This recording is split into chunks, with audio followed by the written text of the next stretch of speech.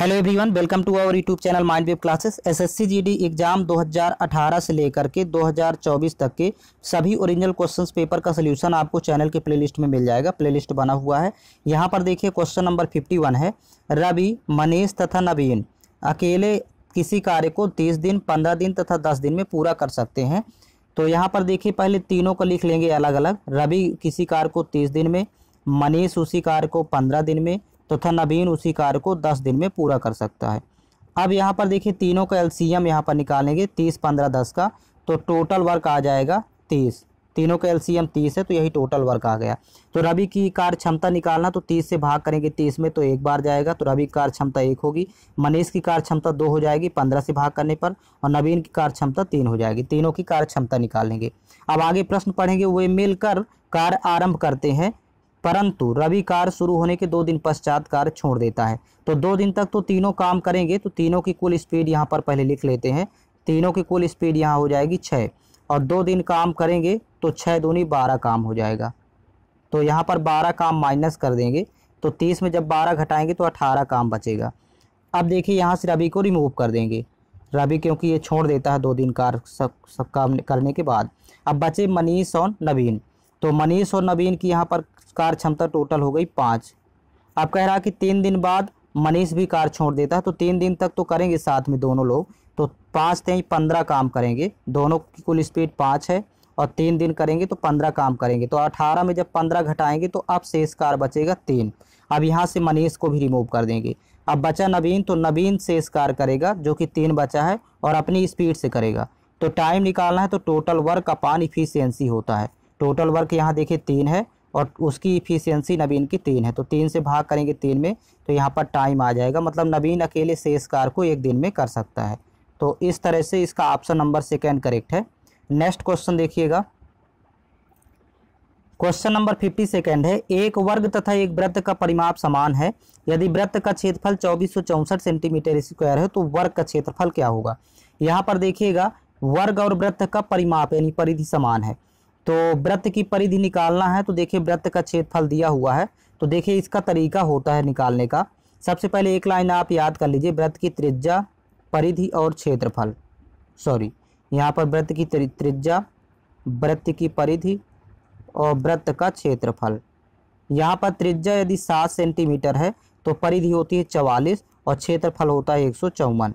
अब यहाँ पर देखिए प्रश्न में वृत्त का क्षेत्रफल 2464 दिया हुआ है, तो 154 में 16 को गुणा करने पर आएगा 2464। यहाँ पर लिख लेंगे 2464।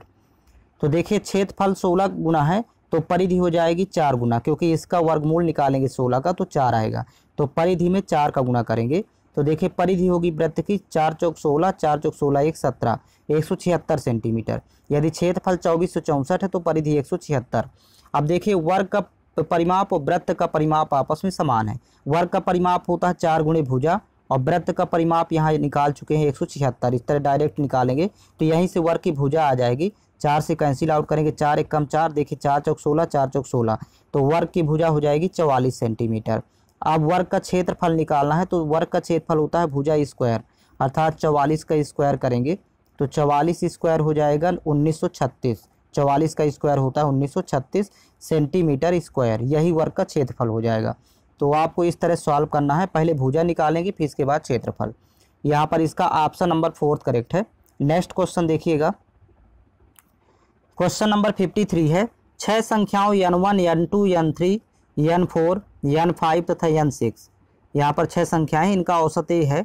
प्रत्येक संख्या से 5 घटाया जाता है तो नया औसत क्या होगा। यहाँ पर देखिए नया औसत निकालना है, तो नया औसत का तरीका होता है। यहाँ पर देखिए 6 संख्याओं का औसत दिया हुआ है कैपिटल ए। आप कह रहा है कि 5 घटाना है प्रत्येक संख्या में, तो नया औसत निकालना है तो आपको कैपिटल ए में ही 5 घटा देना, मतलब पुराने औसत में ही 5 माइनस करना है। यहाँ 5 जोड़ा होता तो 5 प्लस कर देते, गुणा करने के लिए कहते तो गुणा कर देते, लेकिन यहाँ घटाने के लिए बोला तो इसलिए माइनस कर देंगे। ऑप्शन नंबर 2 इसका करेक्ट आंसर है। नेक्स्ट क्वेश्चन देखिएगा। क्वेश्चन नंबर 54 है। 2 संख्याओं का लघुत्तम समापवर्तक तथा महत्तम समापवर्तक क्रमशः 60 तथा 4 हैं। यदि उनका योग 32 है तो इन दोनों संख्याओं का अंतर क्या होगा।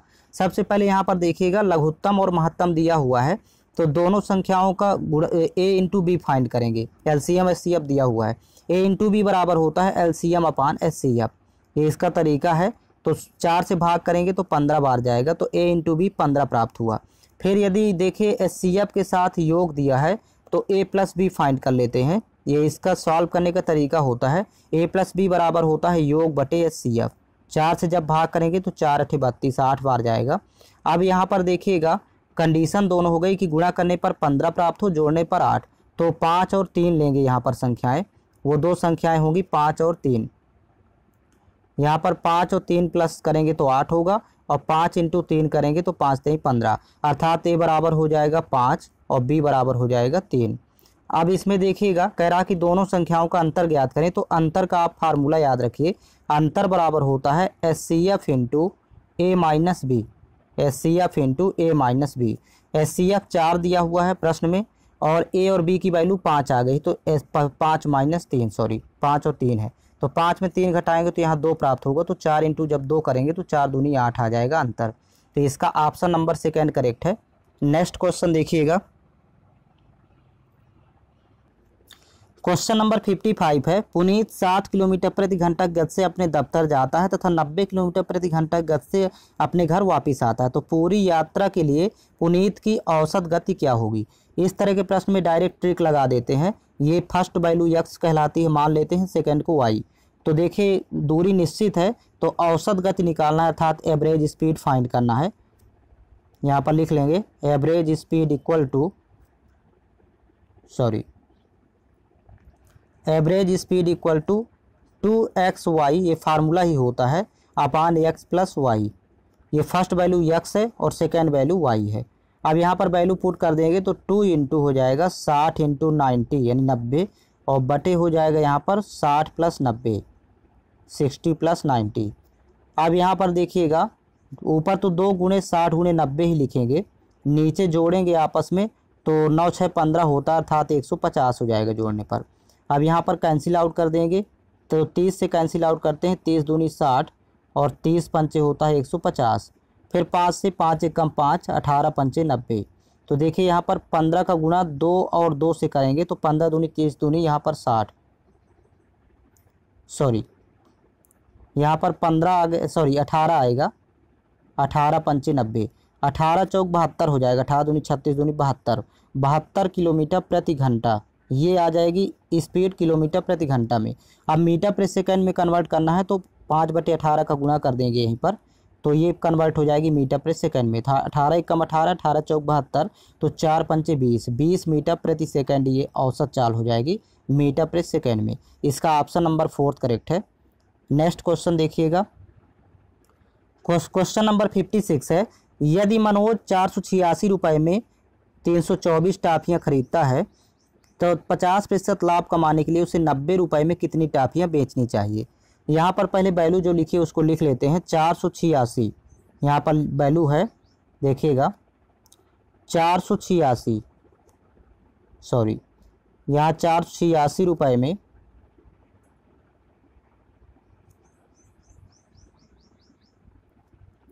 देखिए फर्स्ट यहाँ पर लिखा है 486 रुपये में 324 टाफियाँ खरीदता है, तो यहाँ पर उसको ना तो लाभ हुआ ना हानि, तो यहाँ 100 लिख लेंगे। और अगेन फिर से देखिएगा 50% लाभ कमाने के लिए 90 रुपये में कितनी टाफियाँ बेचनी चाहिए, तो 90 रुपये में मान लेते हैं कि x टाफियाँ बेचेगा और 50% का प्रॉफिट है, तो 100 में जब 50 जोड़ेंगे तो 150 हो जाएगा। अब इसको सॉल्व कर लेंगे यहाँ पर, तो देखिए पहले कैंसिल आउट करते हैं 50 से, 50 दूनी 100, 50 त्याई 150। अब तिरिया गुणा करेंगे आपस में, तो यहाँ पर देखिए वैल्यू लिख लेते हैं 486 बटे, यहाँ पर होगी 486 बटे 324 और इंटू हो जाएगा 3, तिरिया गुणा करेंगे बराबर, यहाँ 90 बटे x ही रहेगा, फिर ये 2 का गुणा हो जाएगा इंटू 2। अब कैंसिल आउट करेंगे 9 से, पहले 3 से ही कैंसिल आउट कर लेते हैं, 3 एकम 3 ये कैंसिल आउट हो जाएगा, 3 एकम 3 फिर भाग नहीं जाएगा, फिर 3 अठे 24, 108। अब यहाँ पर देखिए 9 से कैंसिल आउट होगा दोनों तरफ, 9 एकम 9 0, 9 दहम 90 होता है, 9 से इसको भी कैंसिल आउट करते हैं तो 9 पना 45, 9 चौको 36, ये 54 बार जाएगा, फिर 54 एकम 54, 54 दूनी 108, यहाँ 2 बार जाएगा। तो देखिए अब आपस में अब तिरिया गुणा पुनः करेंगे अगेन, तो यक्स से कम यक्स ही होगा, और यहाँ पर 2 का गुणा 10 दूनी 20 से करेंगे तो 20 दूनी 40 आ जाएगा। ये इसका आंसर होगा 40। तो ऑप्शन नंबर 4 करेक्ट है। आपको इस फार्मूले में वैल्यू पुट कर देना है। नेक्स्ट क्वेश्चन देखिएगा। क्वेश्चन नंबर 57 है 10,640 रुपये की एक राशि 5% की साधारण ब्याज की दर से वर्षों में 3724 रुपये ब्याज अर्जित करती है, तो यक्स का मान क्या होगा। यहाँ पर समय फाइंड करना है और समय बराबर होता है ब्याज गुणे 100। ब्याज यहाँ पर 3724 है, तो 3724 इंटू हो जाएगा 100 और बटे हो जाएगा मूलधन गुणे दर। मूलधन 10,640 है, तो यहाँ लिख लेंगे 10,640, सॉरी यहाँ 10,640 रुपये है यहाँ मूलधन, और इंटू रेट दिया हुआ है 5%, तो 5 हो जाएगा। इस फार्मूले में वैल्यू पुट कर देना है। 0 0 तो पहले कैंसिल आउट हो जाएगा, फिर 5 एक कम 5, 5 दूनी 10, फिर 2 से 2 एक कम 2, यहाँ पर हो जाएगा 2 पंचे 10, 2 तिहाई 6, 2 दूनी 4, 532। अब ये भाग करेंगे 532 में 3724 से, तो 7 बार जाएगा। यहाँ पर टोटल 7 बार डिवाइड होगा, तो समय आ जाएगा 7 वर्ष। यही इसका आंसर है। ऑप्शन नंबर 2 करेक्ट है। इसमें फार्मूले में डायरेक्ट वैल्यू पुट कर देना है। नेक्स्ट क्वेश्चन देखिएगा। क्वेश्चन नंबर 58 है सुमित, रवि तथा पुनीत एक कारोबार शुरू करने के लिए क्रमशः 45,000 रुपये, 81,000 रुपये तथा 90,000 रुपये निवेश करते हैं। वर्ष के अंत में कुल लाभ 48 रुपये होता है, तो कुल लाभ का 30% चैरिटी में दिया जाता है, तो शेष लाभ उनके बीच बांटा जाता है। तो सुमित का हिस्सा कितना होगा। सबसे पहले तो लाभ का अनुपात निकाल लेते हैं, प्रॉफिट का रेशियो। तो यहाँ पर पूंजी के अनुपात में ही लाभ का अनुपात बांटा जाता है। तो 3 व्यक्ति हैं, सुमित, रवि और यहाँ पर पुनीत। तो देखिए यहाँ पर सुमित का है 45,000 रुपये, ऐसे लिख लेंगे। फिर अनुपात यहाँ पर सिंबल लगा देंगे अनुपात का। फिर अगले का है 81,000 रुपये, रवि का 81,000, और नेक्स्ट लास्ट वाला है यहाँ पर 90,000 रुपये। ये तीनों की पूंजी थी। तो पूंजी के अनुपात में ही लाभ का अनुपात होता है। तो यहाँ पर देखिए कैंसिल आउट करेंगे, 3 0 से 3 0 ये कैंसिल आउट हो जाएंगे सभी में। फिर 9 से कैंसिल आउट करेंगे, 9 पन्ना 45, 9 9 ये 81, 9 धाम 90। 5:9:10 के अनुपात में पूंजी बांटना है। लेकिन कह रहा है कि कुल लाभ यदि 4800 है तो कुल लाभ का 30% चैरिटी में देना है। तो पहले तो आप 4800 का 30% निकाल लेंगे, 4800 का 30%। अब 4800 का जब 30% फाइंड करेंगे तो यहाँ वैल्यू आ जाएगी। देखिए यहाँ पर प्रेशर डबल जीरो रिमूव कर देगा, फिर 480 इंटू 3 करेंगे तो 1440 आएगा। यहाँ मल्टीप्लाई कर लेंगे तो 4800 में जब 1440 माइनस करेंगे तो यहाँ पर देखिए जो पूंजी वितरित करना है तो घटा लेते हैं 4800 माइनस 1440। तो यहाँ पर वैल्यू बचेगी, माइनस करने पर 0 यहाँ पर आएगा। यहाँ 10 में 4 घटाएंगे 6, 7 में 4 घटाएंगे 3, 4 में 1 घटाएंगे 3, 3360 रुपये। 3360 रुपये को आपको बांटना है 5:9:10 में। तो कह रहा है कि लास्ट में सुमित का हिस्सा क्या होगा। शेष लाभ को यदि बांटे तो सुमित का हिस्सा देखिए 5 है। तो पहले तो यहाँ टोटल देखें तो हो रहा है 10 9 19 5 24। 24 अनुपात की वैल्यू यहाँ दिया हुआ है टोटल 3360। 24 अनुपात बराबर 3360।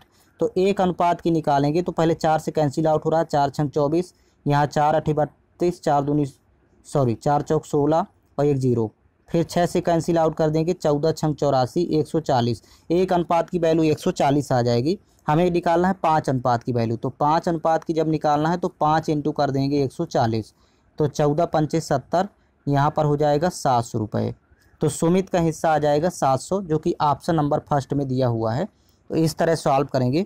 नेक्स्ट क्वेश्चन देखिएगा। क्वेश्चन नंबर 59 है। यहाँ पर देखिए एक राशि चक्रवृद्धि ब्याज पर 4 वर्षों में 6 गुनी हो जाती है, तो कितने वर्षों में 216 गुनी हो जाएगी। यहाँ प्रश्न से ही सॉल्व कर लेंगे। 4 वर्ष में 6 गुनी यहाँ पर लिखा, तो लिखेंगे 4 वर्ष में यहाँ वैल्यू दिया है 6 गुनी, यहाँ लिख लेंगे 6 गुनी। आप कह रहा है कि 216 गुना यदि हो जाए तो आधार तो 6 ही लेंगे, अब 6 का घात 3 लगाएंगे तो ये 216 होता है। आपको इस घातांक रूप में लिखना होगा। तो देखिए 216 गुनी होने में टाइम कितना लगेगा ये पूछ रहा है। तो आप 4 तो ज्यों का त्यों रखेंगे, ये जो क्यू घात लगा है इसका यहाँ पर गुणा कर देंगे, तो 4 3 12, यहाँ पर 12 वर्ष में इसका आंसर हो जाएगा 12 वर्ष। तो 12 वर्ष में हो जाएगा 216 गुनी। ये इसका तरीका है, शॉर्टकट तरीका। नेक्स्ट क्वेश्चन देखिएगा। क्वेश्चन नंबर 60 है। नीचे दिया गया रेखा चित्र 5 लगातार वर्षों Y1, Y2, Y3, Y4 तथा Y5 के लिए एक देश के निर्यात की तुलना में आयात का अनुपात दर्शाता है। यहाँ पर देखिए एक रेखा चित्र बना हुआ है। तो निम्नलिखित आंकड़ों में से निम्नलिखित में से कौन सा कथन सत्य है? तो केवल इतने का आंसर देने के लिए आंकड़े पर्याप्त नहीं है, इसका ऑप्शन नंबर फर्स्ट ही करेक्ट होगा।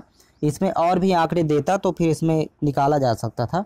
नेक्स्ट क्वेश्चन देखिएगा, क्वेश्चन नंबर 61 है, पीयूष 8 किलोमीटर प्रति घंटा की गति से दौड़ रहा है तथा वह प्रत्येक तीसरे किलोमीटर के अंत में आराम करने के लिए 5 मिनट रुकता है। कह रहा 56 किलोमीटर की दूरी तय करने के लिए पीयूष को कितना समय लगेगा? यहाँ पर देखिएगा, यहाँ पर पहले विश्राम भी करता है प्रत्येक 3 किलोमीटर। कह रहा कि तीसरे किलोमीटर के अंत में वो आराम करता है। तो विश्राम में देखिए कितना समय लगेगा। पहले तो स्टॉपेज टोटल निकाल लेंगे, कुल स्टॉपेज कितने होंगे। तो यहाँ पर देखिए कुल स्टॉपेज यहाँ पर लिख लेते हैं, कुल स्टॉपेज।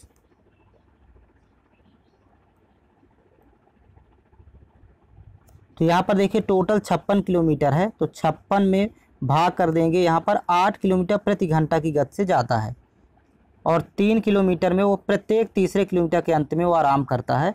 तो यहाँ पर देखिएगा, यदि वो प्रत्येक तीसरे किलोमीटर में आराम करता है तो 3 से भाग करेंगे, टोटल है 56 किलोमीटर। तो यहाँ पर हो जाएगा 14 चौको 56, 3 एक कम 3, फिर 2 26, 3 अठे 24। यहाँ पर 18 स्टॉपेज टोटल बनेंगे, 18 त्रिक 54, कुल रुकेगा 18 जगह। तो विश्राम में उसको टाइम कितना लगा लिखेंगे, यहाँ पर विश्राम भी किया है हर जगह, प्रत्येक 3 किलोमीटर में 5 मिनट विश्राम किया। तो विश्राम में लगा समय, यहाँ पर लिखेंगे विश्राम में लगा समय या विश्राम में लिया गया समय। तो यहाँ पर लिखेंगे 18 इंटू करेंगे 5, तो 18 पंचे 90 मिनट। विश्राम में टाइम लगा उसको 90 मिनट। 90 मिनट का मतलब 1 घंटा 30 मिनट। और फिर वो चलने में कितना समय लिया, चलने में जो लगा समय, तो लिख लेंगे यहाँ पर चलने में लगा समय। अब फिर दोनों को जोड़ लेंगे, तो चलने में लगा समय देखिए यहाँ पर टोटल उसको चलना था 56 किलोमीटर और 8 किलोमीटर प्रति घंटा गति से वो दौड़ रहा है, चलता है। तो 56 भागे कर देंगे 8, तो 8 सते 56, 7 बार जाएगा यानी 7 घंटे। अब कुल समय यहाँ पर निकालना है। इसी तरह आप इसको सॉल्व करेंगे तो कुल समय यहाँ पर हो जाएगा, पहले चलने में तो 7 घंटा लेता है और विश्राम में 90 मिनट का मतलब 1 घंटा 30 मिनट। तो 7 + 1 घंटा 30 मिनट, तो टोटल उसको टाइम लगेगा 8 घंटा 30 मिनट। कुल समय लगा 8 आवर 30 मिनट, इसका आंसर हो जाएगा। तो यहाँ पर देखिए इसका ऑप्शन नंबर सेकंड करेक्ट है। नेक्स्ट क्वेश्चन देखिएगा, क्वेश्चन नंबर 62 है, नीचे दिए गया आंकड़ा उन व्यक्तियों की संख्या को दर्शाता है जिन्होंने एक निश्चित राशि की बचत की है। यहाँ पर देखिएगा 5 रुपये की बचत करने वाले व्यक्ति एक हैं, तो यहाँ पर लिखते जाएंगे, पहले 5 रुपये की बचत एक व्यक्ति करता है। फिर नेक्स्ट यहीं पर देखिएगा 15 रुपये की बचत करने वाले 3 व्यक्ति हैं। तो यहाँ पर बढ़ते क्रम में लिखा हुआ है, तो 15 3 बार लिख लेंगे, 15 पहले यहाँ पर लिख लेते हैं 5, फिर इसके बाद 15 15 15, 3 व्यक्ति 15 की बचत करते हैं। फिर 20 रुपये की देखिए बचत करने वाले 4 व्यक्ति हैं, तो 20 को लिखेंगे 4 बार, 20 20, यहाँ 20 और 20 4 बार लिख लेंगे। 25 रुपये की बचत करने वाले 2 व्यक्ति हैं, तो 25 को 2 बार लिखेंगे, 25 25। फिर इसके बाद आगे 30 रुपये की बचत करने वाला एक व्यक्ति है, तो यहाँ लिख लेंगे 30। फिर इसके बाद 35 रुपये की बचत करने वाला एक व्यक्ति है, तो लिख लेंगे 35। फिर यहाँ पर 40 रुपये की बचत करने वाले 2 व्यक्ति हैं, तो 40 और 40 लिख लेंगे 2 बार। अभी देखिए बढ़ते क्रम में लिखे हुए हैं सभी आंकड़े। कह रहा कि माध्यिका क्या होगी, माध्यिका पूछ रहा है। तो पहले तो यहाँ टोटल आंकड़े देख लेंगे, तो 1 2 3 4 5 6 7 8 9 10 11 12 13 14, मतलब n बराबर यहाँ पर वैल्यू आ गई 14 और 14 ये सम है। तो सम आंकड़ों की यदि माध्यिका निकालना है तो यहाँ पर देखिएगा, पहले यहाँ से बाएं से कुछ पद कैंसिल आउट करते हैं, 5 पद, दाएं से भी 5 पद कैंसिल आउट कर देते हैं, बीच के जो 2 पद बचेंगे उनको जोड़ के 2 से भाग कर देते हैं। तो देखिएगा यहाँ से भी पुनः 2 पद यहाँ से कैंसिल आउट, तो यहाँ से भी यहाँ से 1 पद ही कैंसिल आउट करेंगे, यहाँ से भी 1 पद कैंसिल आउट करेंगे, यहाँ से 2 पद कैंसिल आउट हो रहे हैं, तो यहाँ से भी 2 पद कैंसिल आउट करेंगे, बीच के बचेंगे यहाँ 20 20, 2 पद बचेंगे, तो 20 + 20 दोनों बीच के 2 पदों को जोड़ के और 2 से डिवाइड कर देते हैं, तो ये माध्यिका आ जाएगी। तो देखिए माध्यिका 20 20 40, 40 भागे जब 2 करेंगे तो माध्यिका होगी 20 20 ही आएगा इसको कैंसिल आउट करने पर। तो तो इसका ऑप्शन नंबर सेकंड करेक्ट है। तो जब आंकड़ों की संख्या सम होती है तो बीच के दो पद लेते हैं, बीचों बीच के, और जोड़ करके 2 से डिवाइड कर देते हैं। नेक्स्ट क्वेश्चन देखिएगा, क्वेश्चन नंबर 63 है, एक लंबवृत्तीय बेलन की ऊंचाई 16 सेंटीमीटर और इसके आधार का व्यास 3.5 सेंटीमीटर है, तो बेलन का आयतन क्या होगा।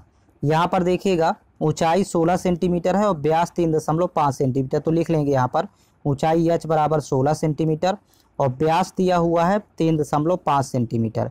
तो पहले इसको त्रिज्या यहाँ से फाइंड कर लेंगे, व्यास तो दिया हुआ 3.5, तो त्रिज्या निकालेंगे तो इसकी आधी हो जाएगी, मतलब 3.5/2 हो जाएगा। अब यहाँ पर आयतन निकालना है, तो बेलन का आयतन होता है पाई आर स्क्वायर एच, बेलन का आयतन पाई आर स्क्वायर एच। तो पाई की वैल्यू यहाँ पर रखेंगे 22/7 और इंटू त्रिज्या यहाँ पर देखिए 3.5/2, तो इसको 2 बार लिखेंगे, 3.5/2 इंटू 3.5/2 और फिर यहाँ पर गुणे हो जाएगा ऊंचाई, ऊंचाई यहाँ पर 16 है तो इंटू कर देंगे 16। अब देखिए कैंसिल आउट करेंगे यहाँ से, तो पहले दशमलव रिमूव करते हैं तो 0 यहाँ लगाएंगे, यहाँ भी दशमलव हटाएंगे तो 0 लगाएंगे। अब 7 से 7 एकम 7, 7 पना 35, फिर 5 से 5 एकम 5, 5 चौक 20, फिर 4 से कैंसिल आउट करेंगे 4 एकम 4, 4 चौक 16, फिर 4 से कैंसिल आउट करेंगे 4 एकम 4, 4 पंचे 20, फिर 5 से 5 एकम 5, 5 सत्ते 35, तो 22 और 7 का गुणा कर लेंगे, 22 सत्ते 154 होता है। तो यहाँ पर आयतन हो जाएगा 154 सेंटीमीटर क्यूब, यही इसका आंसर होगा, इसका ऑप्शन नंबर 4 करेक्ट है।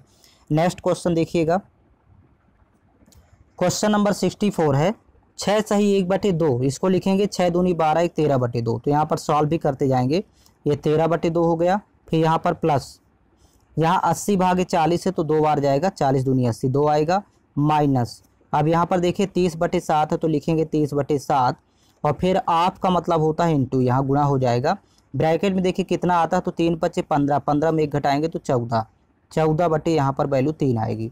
अब ये पूरी वैल्यू सॉल्व करेंगे एक साथ दोनों को, तो 7 एकम 7, 7 दूनी 14, 3 एकम 3, यहाँ 3 दहम 30, तो 10 दूनी 20, माइनस का 20 आएगा। तो यहाँ पर लिखेंगे 13/2 और यहाँ प्लस 2 है, यहाँ पर माइनस का 20 है तो माइनस का आ जाएगा 18। अब यहाँ बटे 1 कर लेंगे, फिर पुनः क्रॉस मल्टीप्लिकेशन कर लेंगे और आपस में नीचे, तो देखिए 13 एकम 13 होगा, माइनस 18 दूनी 36 और बटे हो जाएगा 2। तो यहाँ पर जब घटाएंगे 36 माइनस 13 करेंगे तो यहाँ 23 बचेगा, मतलब माइनस का 23 बचेगा, बटे में 2 रहेगा, यही इसका आंसर हो जाएगा, जो कि ऑप्शन नंबर 3 में दिया हुआ है। तो इस तरह सॉल्व कर लेंगे। नेक्स्ट क्वेश्चन देखिएगा, क्वेश्चन नंबर 65 है, यदि x अनुपात y बराबर 6:5 हो तथा z अनुपात y बराबर 9:25 हो तो x अनुपात z का अनुपात क्या होगा। यहाँ पर पहले लिख लेते हैं x अनुपात y बराबर दिया है 6:5 और यहीं पर देखिए सेकेंड रेशियो दिया है z अनुपात y, तो लिख लेंगे z अनुपात y बराबर दिया हुआ है 9:25, 9:25। अब आपको x और z का अनुपात निकालना है, तो पहले यहाँ देखिए y वाला टर्म पहले समान कर लेंगे, यहाँ पर तो 25 लिखा है, यहाँ 5 है, तो 5 को 25 बनाना है तो यहाँ 5 का गुणा दोनों के साथ कर लेते हैं, तो ये कन्वर्ट हो जाएगा 5 6 का 30 और 5 5 25, ये अनुपात चेंज हो जाएगा। अब यहाँ से अब देखिएगा हमें x और z का निकालना है, तो x की वैल्यू तो यहाँ पर 30 है तो 30 लिखेंगे, तो देखिए x अनुपात z बराबर यहाँ पर लिख लेते हैं, x की वैल्यू 30 और फिर अनुपात और z की वैल्यू देखिए यहाँ 9 है तो 30:9। अब इसको 3 से कैंसिल आउट करते, 3 दहम 30 और ये 3 3 का 9, 10:3 इसका बनेगा अनुपात, यही इसका आंसर है। ऑप्शन नंबर इसका फर्स्ट करेक्ट होगा, यहाँ पर एक गलत है, ऑप्शन नंबर इसका फर्स्ट ही करेक्ट है। नेक्स्ट क्वेश्चन देखिएगा, क्वेश्चन नंबर 66 है, नीचे दिए गए रेखा चित्र लगातार 5 लगातार वर्षों y1, y2, y3, y4 तथा y5 के लिए एक देश के लिए निर्यात की तुलना में आयात का अनुपात दर्शाता है। अब यहाँ पर देखिएगा प्रश्न है कि यदि वर्ष y5 के लिए आयात 76,000 करोड़ है तो वर्ष y5 के लिए निर्यात करोड़ में क्या होगा। यहाँ पर देखिएगा आयात वर्ष y5 का दिया हुआ है यहाँ पर 76,000 करोड़ रुपए, जो कि यहाँ पर प्रतिशत में मान लेंगे 95, क्योंकि 0.95 अर्थात 95, तो 95% की वैल्यू यहाँ पर आपको दे रखी है 76,000 करोड़ रुपए, तो 76,000 लिख लेंगे। अब निर्यात 100% होता है तो यहाँ पर 100% की फिर वैल्यू फाइंड करना है, तो यहाँ से पहले कैंसिल आउट करेंगे 19 से, तो 19 पना 95, 19 चौक 76, यहाँ आ जाएगा 4,000, फिर 5 से कैंसिल आउट करें, 5 एकम 5, 5 अठे 40, एक बराबर हो जाएगा 800। हमें निकालना है 100% की वैल्यू, 1% की 800 है, तो 100 इंटू 800 कर देंगे तो यहीं पर वैल्यू हो जाएगी 80,000। ये इसका आंसर हो जाएगा। 80 लिख करके 4 शून्य हो जाएंगे, सॉरी 8 लिख कर 4 शून्य, 80,000 रुपये हो जाएगा निर्यात। तो इतना सॉल्व करना है। नेक्स्ट क्वेश्चन देखिएगा, क्वेश्चन नंबर 67 है, एक दुकानदार 20% की छूट देने के पश्चात 36% का लाभ कमाता है, तो अंकित मूल्य क्रय मूल्य से कितने प्रतिशत अधिक है। सबसे पहले तो अंकित मूल्य यहाँ पर लिख लेंगे मार्केट प्राइस MP, इसमें 20% की छूट देता है तो वैल्यू बचेगी 80%, तो 80 का गुणा कर देंगे बराबर। अब यहाँ पर क्रय मूल्य को CP से इंडिकेट करते हैं, तो CP में 36% का लाभ है, तो यहाँ पर लिख लेंगे 36 प्लस करेंगे तो 136 हो जाएगा। अब देखिए मार्केट प्राइस अर्थात अंकित मूल्य और क्रय मूल्य का अनुपात निकाल लेंगे, यहाँ पर बटे CP आ जाएगा, तो ये 80 बटे में चला जाएगा, यहाँ पर 136 बटे हो जाएगा 80। अब 4 से कैंसिल आउट करेंगे तो 20 बार जाएगा, 20 चौक 80, यहाँ 4 से तो 4 3 12, 4 चौक 16, फिर 2 से कैंसिल आउट करेंगे तो 10 बार जाएगा, ये 17 बार जाएगा, तो यहाँ पर अंकित मूल्य और क्रय मूल्य का अनुपात बन जाएगा 17:10, 17 यहाँ पर 10 हो जाएगा। अब कह रहा है कि अंकित मूल्य क्रय मूल्य से कितने % अधिक है। यहाँ पर देखिए अभी कितना अधिक है, तो यहाँ 7 अधिक है, देखा जाए तो दोनों का डिफरेंस 7 है, 7 अधिक है। और किससे अधिक है, तो यहाँ पर 10 से। अंकित मूल्य ये 17 है और ये 10 क्रय मूल्य है, तो देखिए 7 अधिक है 10 से, तो यहाँ पर लिखेंगे प्रतिशत निकालना है कितने % अधिक है, तो 7 ऊपर लिखेंगे 10 नीचे लिखेंगे, इनटू कर देंगे 100, तो 0 0 कैंसिल आउट, 10 इंटू 7 करेंगे तो 70% अधिक है। यहाँ पर इसका आंसर आ जाएगा 70%, जो कि ऑप्शन नंबर 4 में दिया हुआ है।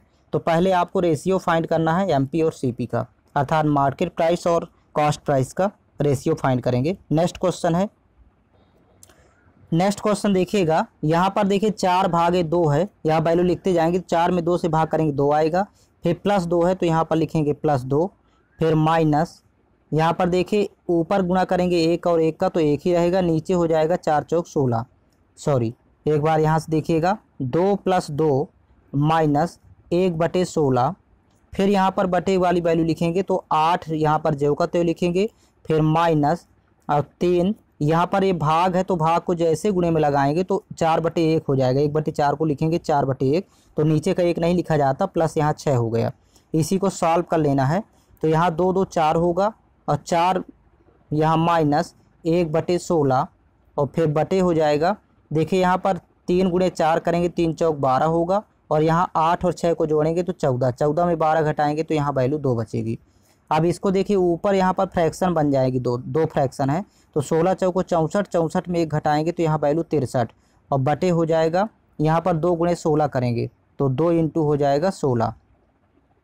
अब 2 से कैंसिल आउट कर देंगे यहाँ पर,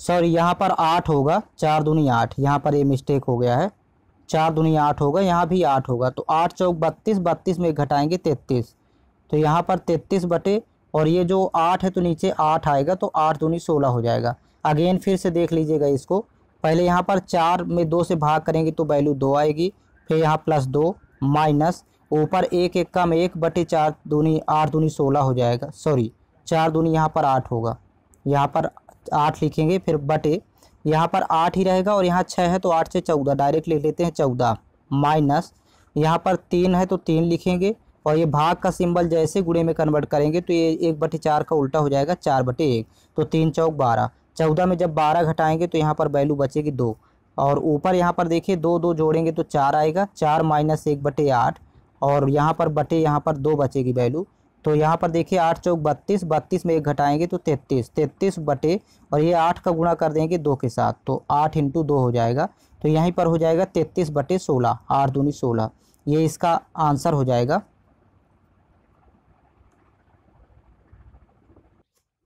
सॉरी यहाँ पर 31 होगा, यहाँ पर 31 लिखेंगे, यहाँ पर 8 चौक 32, 32 में 1 घटाएंगे तो 31 वैल्यू होगी, और यहाँ पर देखिए यहाँ भी 31 ही होगा, तो 31/16 इसका आंसर होगा। इसका ऑप्शन नंबर 2 करेक्ट है। नेक्स्ट क्वेश्चन देखिएगा, क्वेश्चन नंबर 69 देखिएगा, 35, 39, 41, 46, 27 तथा यक्ष का औसत 38 है, तो यक्ष का मान ज्ञात करें। यहाँ पर देखिए संख्याएं हैं 1 2 3 4 5 और 6, छह संख्याओं का औसत दिया है 38, तो सबसे पहले छह संख्याओं का यहाँ पर योग लिख लेंगे और योग होगा 6 इंटू 38, क्योंकि औसत में संख्या से गुणा करेंगे।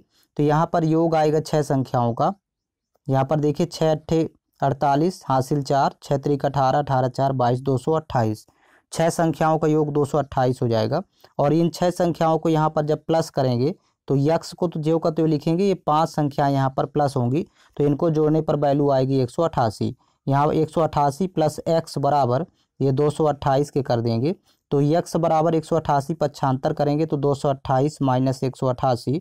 तो जब घटाएंगे आपस में वैल्यू तो 8 में 8 घटाएंगे 0, 12 में 8 घटाएंगे 4, 40। यहाँ पर इसकी यक्स की वैल्यू 40 होगी। इसका ऑप्शन नंबर सेकेंड करेक्ट है। नेक्स्ट क्वेश्चन देखिएगा, क्वेश्चन नंबर 70 है, यदि किसी वस्तु का क्रय मूल्य एक वस्तु का क्रय मूल्य उस वस्तु के विक्रय मूल्य से 30% कम है तो लाभ प्रतिशत कितना होगा। यहाँ पर देखिए वस्तु का क्रय मूल्य उसके विक्रय मूल्य से 30% कम है, तो सीपी और एसपी का पहले यहाँ पर रेशियो लिख लेते हैं। सीपी और एसपी का रेशियो हो जाएगा, यदि विक्रय मूल्य यहाँ पर 100 मानेंगे तो क्रय मूल्य विक्रय मूल्य से 30% कम है, तो यहाँ पर क्रय मूल्य 70 हो जाएगा। दोनों का रेशियो यहाँ पर आ जाएगा। 0 0 कैंसिल आउट करेंगे तो यहाँ पर अनुपात बन जाएगा 7:10। अब यहाँ पर देखिएगा कह रहा कि लाभ प्रतिशत कितना होगा, तो अभी देखिए यहाँ पर सीपी 7 है, एसपी 10 है, तो लाभ हो रहा है यहाँ पर 3 का, लेकिन यहाँ पर प्रतिशत लाभ निकालना है तो लाभ प्रतिशत बराबर होता है लाभ बटे क्रय मूल्य गुणे 100। तो लाभ तो 3 का है बटे यहाँ पर क्रय मूल्य 7 हो जाएगा, इंटू कर देंगे 100। तो यहाँ पर देखिएगा 100 का गुणा जब 3 से करेंगे तो 300 और भाग करेंगे 7 से, तो यहाँ वैल्यू आ जाएगी 42.86 आएगा भाग करने पर। यही इस लाभ प्रतिशत होगा। इसका ऑप्शन नंबर थर्ड करेक्ट है। नेक्स्ट क्वेश्चन देखिएगा, क्वेश्चन नंबर 71 देखिए, नीचे दिए गए बार चार्ट में 7 विभिन्न प्रकार की मिठाइयों S1, S2, S3, S4, S5, S6 तथा S7 में उपयोग हुई चीनी की मात्रा को मिठाई के कुल वजन के प्रतिशत के रूप में दर्शाया गया है। यहाँ पर देखिएगा आप आरेख देख सकते हैं, रेखा चित्र। तो यहाँ पर S1 में देखिए 23% शुगर यानी चीनी का प्रयोग किया गया है, S2 में 32% चीनी, S3 में 16%। ये पूरा वैल्यू यहाँ पर दी हुई है। कह रहा है कि यदि मिठाई S3 का कुल वजन यहाँ पर देखिए दिया है 450 किलोग्राम, तो मिठाई S3 में प्रयुक्त चीनी की मात्रा कितनी है। तो यहाँ पर देखिए मिठाई S3 में चीनी की मात्रा 16% है, लेकिन टोटल वजन यहाँ 450 किलोग्राम है। तो कुल वजन यहाँ पर प्रतिशत में 100% होता है। 100% की वैल्यू दिया है 450 kg। हमें निकालना है 16% की, तो यहाँ पर लिख लेंगे 16। अब देखिए यहाँ पर कैंसिल आउट कर लेंगे पहले 25 से, 25 चौको 100।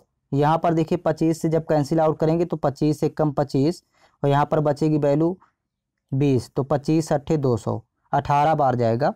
तो यहाँ पर देखिए 4 से 16 बनाना है डायरेक्ट, तो 4 का गुणा यहाँ भी करेंगे तो 4 का इधर भी कर लेंगे, तो 18 चौक 72, तो 72 kg हो जाएगा 16% की वैल्यू। आप 1% की निकाल के फिर 16% की निकालेंगे तो 72 kg ही आएगा। इसका ऑप्शन नंबर सेकेंड करेक्ट है। नेक्स्ट क्वेश्चन देखिएगा, क्वेश्चन नंबर 72 है, यदि a b से 25% कम है तो 2b minus a upon a का मान क्या होगा। यहाँ पर देखेंगे a b से 25% कम है, तो पहले रेशियो निकाल लेते हैं a और b का। तो b की वैल्यू यदि 100 यहाँ पर लेंगे तो a की वैल्यू हो जाएगी 75, a यहाँ पर लिख लेंगे 75।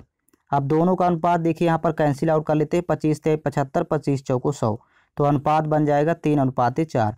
अब देखिए a की वैल्यू 3 हो जाएगी, b की वैल्यू 4 हो जाएगी, तो इसमें वैल्यू पुट करेंगे। यहाँ पर लिखा हुआ है 2b minus a upon a, कि इसकी वैल्यू फाइंड करना है। तो b की वैल्यू देखिए 4 पुट करेंगे तो 2 × 4 और माइनस a की वैल्यू 3 है तो 3, फिर बटे यहाँ पर 3 हो जाएगा, तो 2 चौको 8, 8 में 3 घटाएंगे तो 5, 5/3 इसका आंसर होगा। इसका ऑप्शन नंबर फर्स्ट करेक्ट है। नेक्स्ट क्वेश्चन देखिएगा, क्वेश्चन नंबर 73 है, ए तथा बी क्रमशः 28,000 रुपये तथा 42,000 रुपये के निवेश के साथ एक कारोबार शुरू करते हैं। ए 8 महीने के लिए एक निवेश करता है तथा बी 1 वर्ष के लिए निवेश करता है, अर्थात 12 महीने के लिए। तो यदि वर्ष के अंत में कुल लाभ 21,125 रुपये है तो बी का हिस्सा कितना होगा। यहाँ पर देखिएगा पहले ए और बी का लाभ निकाल लेते हैं। तो लाभ का अनुपात निकालना है तो पूंजी के अनुपात में ही वितरित करते हैं, लेकिन यहाँ पर पूंजी और समय दोनों का गुणा करेंगे। ए की पूंजी है 28,000, तो यहाँ पर 28,000 और समय यहाँ पर दिया है ए का 8 महीने, तो पूंजी गुणे समय लाभ का अनुपात होता है। और यहाँ पर ये तो ए का हो गया लाभ का अनुपात। अब बी का निकालना है, तो बी की पूंजी है 42,000 रुपये। तो यहाँ पर 42,000 फिर गुणे, और बी का समय दिया है 1 वर्ष अर्थात 12 माह, तो यहाँ पर गुणा कर देंगे 12 से। अब इसमें जब कैंसिल आउट करेंगे 3 जीरो से, यहाँ 3 जीरो कैंसिल आउट हो जाएगा।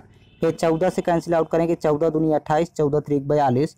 फिर यहाँ पर देखिए 3 से कैंसिल, सॉरी यहाँ 4 से दोनों कैंसिल आउट करेंगे, 4 दूनी 8, 4 तेईं 12। तो यहाँ 2 दूनी 4, 3 त्रिक 9। ये अनुपात वितरित होगा 4:9 के अनुपात में। अब कह रहा है कि बी का हिस्सा कितना होगा यदि कुल लाभ 21,125 रुपये हो। तो देखिए अनुपात में तो बी का हिस्सा 9 है, तो 9 का मल्टीपल देखें तो केवल सेकंड ऑप्शन में 9 का मल्टीपल है, ये 9 से कैंसिल आउट होगा, बाकी में 9 से कोई नहीं कैंसिल आउट हो रहे हैं। ये 9 का मल्टीपल यहाँ पर देखिएगा, 4 1 5, तो 5 6 11, 11 2 13, 5 18, अंकों का योग 18 आ रहा है जो कि 9 से डिवाइड हो जाता है। तो इसलिए इसका ऑप्शन नंबर सेकेंड करेक्ट है। नेक्स्ट क्वेश्चन देखेंगे, क्वेश्चन नंबर 74 है, यदि एक वर्ग के विकर्ण की लंबाई 14 सेंटीमीटर है तो विकर्ण वर्ग का क्षेत्रफल क्या होगा।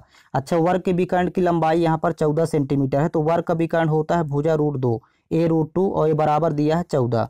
यहीं से भुजा फाइंड कर लेंगे तो √2 बटे में जाएगा 14 के, तो 14 बटे √2 लिखेंगे। अब यहाँ पर क्षेत्रफल पूछ रहा है वर्ग का, तो वर्ग का क्षेत्रफल होता है भुजा का स्क्वायर। अब भुजा की वैल्यू यहाँ पर 14 बटे √2 है, तो 14 बटे √2 का होल स्क्वायर हो जाएगा।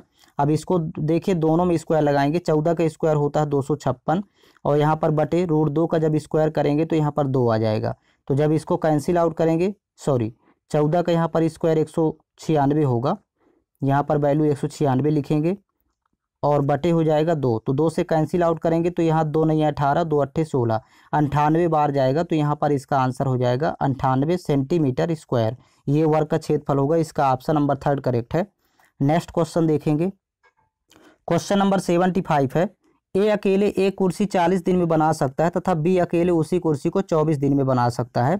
यदि ए तथा बी बारी बारी से एक एक दिन कार्य करते हैं तथा ए पहले दिन कार्य करता है तो कुर्सी कितने दिन में बन जाएगी।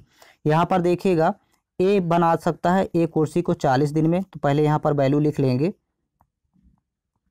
और बी उसी कुर्सी को बना सकता है 24 दिन में। तो यहाँ पर देखिए 24 और 40 का एलसीएम टोटल वर्क कहलाएगा।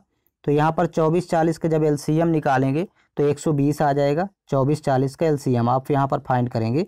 अब ए की कार्य क्षमता हो जाएगी 3, क्योंकि 40 से जब भाग करेंगे 120 में तो 3 बार जाएगा, और बी की कार्य क्षमता हो जाएगी 5, 24 5 120 होता है। अब यहाँ पर दोनों की कार्य क्षमता आ गई। अब देखिएगा कह रहा है कि ए तथा बी बारी बारी से एक एक दिन कार्य करते हैं। यदि ए एक दिन कार्य करेगा तो वो अपनी कार्य क्षमता से करेगा, अर्थात 3 की कार्य क्षमता से, तो एक दिन में 3 काम हो जाएगा। और यदि अगले दिन जस्ट बी करेगा तो अपनी कार्य क्षमता से करेगा, अर्थात 5 की कार्य क्षमता से, तो 5 एकम 5 कार्य हो जाएगा। तो यहाँ पर देखिए 2 दिन टोटल हुए, लेकिन काम हुआ 5 3 8, टोटल काम 8 हुआ। तो यहाँ पर लिख लेंगे 2 डेज में 8 वर्क हो रहा है यहाँ पर, अर्थात 8 काम हो रहा है। और हमें काम पूरा दिया हुआ है 120, ये जो टोटल एलसीएम आया है। तो 8 को 120 बनाना है तो 15 का गुणा करेंगे, 15 अट्ठे होता है 120, तो यहाँ पर भी 15 का गुणा कर देंगे तो 2 15 दूनी 30, 30 डेज होगा, 30 दिन में 120 काम पूरा कंप्लीट हो जाएगा। तो इसका ऑप्शन नंबर फर्स्ट करेक्ट है। और यहाँ देखिएगा हिंदी के क्वेश्चंस भी इसी वीडियो में कवर कर लेंगे। क्वेश्चन नंबर फर्स्ट है हिंदी का, दिए गए वाक्य में रेखांकित खंड को प्रतिस्थापित करने के लिए सबसे उपयुक्त विकल्प का चयन करें। यहाँ पर देखिए रेखांकित वाक्य है, दुविधा आत्मविश्वास को सबसे बड़ी शत्रु है, क्योंकि दुविधा एकाग्रता को नष्ट कर देती है। यहाँ पर देखिए रेखांकित वाक्य की जगह सेट होगा चौथा वाला, यहाँ पर होना चाहिए दुविधा आत्मविश्वास की सबसे बड़ी शत्रु है। यहाँ पर को लिखा हुआ है तो यहाँ पर की होगा, तो ऑप्शन नंबर इसका फोर्थ करेक्ट है। ऑप्शन देख करके इसको सेट करते जाएंगे। नेक्स्ट क्वेश्चन देखिएगा, क्वेश्चन नंबर सेकंड है, दिए गए रेखांकित खंड को प्रतिस्थापित करने के लिए सबसे उपयुक्त विकल्प का चयन करें। सेम क्वेश्चन है। तो यहाँ पर देखिएगा, जैसे ही मैंने शेर देखा डर के मारे मेरा तो प्राण निकल गया, तो यहाँ पर हो जाएगा रेखांकित, यहाँ पर वाक्य की जगह मेरा की जगह हो जाएगा मेरे, मेरे तो प्राण निकल गए। ये इसको प्रतिस्थापित करेंगे, ये शुद्ध होगा। नेक्स्ट क्वेश्चन देखिएगा, क्वेश्चन नंबर थर्ड है, रिक्त स्थान को भरने के लिए उपयुक्त शब्द का चयन करें। यहाँ पर देखिएगा वाक्य है, मीनाक्षी को अपने किए की खाली स्थान मिलेगी, तो इसका देखिए सही शब्द होगा सजा। मीनाक्षी को अपने किए की सजा मिलेगी। यही शब्द यहाँ पर फिल होगा। नेक्स्ट क्वेश्चन है, क्वेश्चन नंबर 4 है, दिए गए वाक्यांश के लिए एक शब्द दीजिए। तो यहाँ पर देखिए वाक्य है अपनी हत्या करने वाला, तो इसका सही शब्द होगा आत्मघाती। नेक्स्ट क्वेश्चन देखिएगा, क्वेश्चन नंबर 5 है, दिए गए वाक्यांश के लिए एक शब्द दीजिए। यहाँ भी देखिए शब्द में उत्तर देना है, जो देखने में प्रिय लगे। इसका सही शब्द होगा प्रियदर्शी। ऑप्शन नंबर इसका 3rd करेक्ट है। नेक्स्ट क्वेश्चन देखिएगा, क्वेश्चन नंबर 6 है, दिए गए शब्द के पर्यायवाची शब्द का चयन करें। यहाँ पर देखिए अमृत शब्द का पर्यायवाची होगा पीयूष। ऑप्शन नंबर इसका 4th करेक्ट है। नेक्स्ट क्वेश्चन देखिएगा, क्वेश्चन नंबर 7 है, सही वर्तनी वाले शब्द का चयन करें। यहाँ पर देखिए सही वर्तनी है ऑप्शन नंबर 1st प्रतिवर्ष, ये सही वर्तनी वाला शब्द है। नेक्स्ट नंबर 8 है, दिए गए वाक्य में रेखांकित खंड को प्रतिस्थापित करने के लिए सबसे उपयुक्त विकल्प का चयन करें। देखिए वक्ताओं ने श्रोताओं की मन मोह लिया, यहाँ पर हो जाएगा श्रोताओं का मन मोह लिया, ये प्रतिस्थापित होगा रेखांकित वाक्य में। नेक्स्ट क्वेश्चन देखिएगा, क्वेश्चन नंबर 9 है, दिए गए वाक्य में रेखांकित खंड को प्रतिस्थापित करने के लिए सबसे उपयुक्त विकल्प का चयन करें। यहाँ पर देखिए मेरे दादाजी की चित्र बहुत पुराना है, यहाँ पर हो जाएगा दादाजी की चित्र बहुत, सॉरी यहाँ पर सेट होगा दादाजी का चित्र बहुत पुराना है, यहाँ पर की जगह का होगा, तो चौथा इस सेंटेंस प्रतिस्थापित होगा। नेक्स्ट क्वेश्चन है, क्वेश्चन नंबर 10 है, दिए गए शब्द का विलोम शब्द चुने। आदि का विलोम हो जाता है अनादि। ऑप्शन नंबर इसका 1st करेक्ट है। नेक्स्ट क्वेश्चन नंबर 11 है, रिक्त स्थान को भरने के लिए सबसे उपयुक्त शब्द का चयन करें। यहाँ पर देखिएगा विकास खाली स्थान कमाने वाला सदस्य है, तो इसका सही उपयुक्त शब्द होगा एकमात्र। नेक्स्ट क्वेश्चन देखेंगे, क्वेश्चन नंबर 12 है, दिए गए वाक्य का वह भाग ज्ञात करें जिसमें कोई त्रुटि है। यहाँ पर देखिएगा वाक्य है लगन के साथ अगर को परिश्रम जोड़ दिया जाए तो असंभव कार्य भी संभव हो जाती है। यहाँ पर देखिए संभव हो जाता है शब्द होना चाहिए, इसलिए ये गलत है, यहाँ पर त्रुटि है। ऑप्शन नंबर इसका 3rd करेक्ट है, आपको ऑप्शन से ही फिल करना है। नेक्स्ट क्वेश्चन नंबर 13 है, सही वर्तनी वाले शब्द का चयन करें। इसमें सही वर्तनी है ऑप्शन नंबर 3rd में गगनचुंबी। नेक्स्ट क्वेश्चन देखिएगा, क्वेश्चन नंबर 14 है, रिक्त स्थान को भरने के लिए सबसे उपयुक्त शब्द का चयन करें।